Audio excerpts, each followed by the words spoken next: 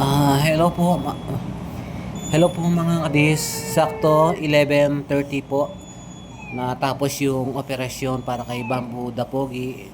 Halos mahigit isang oras. Unang-una, nagpapasalamat po ako kay God sa paggabay niya kay Bamboo. Naging successful po.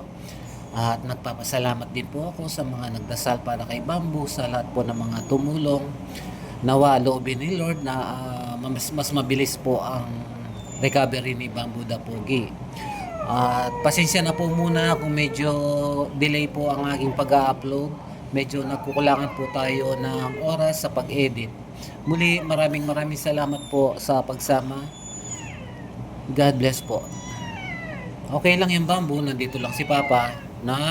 Okay lang yan, anak. Okay lang yan. Andito kami, binabantayan ka namin. Hindi ka namin iiwan. Laban lang, anak.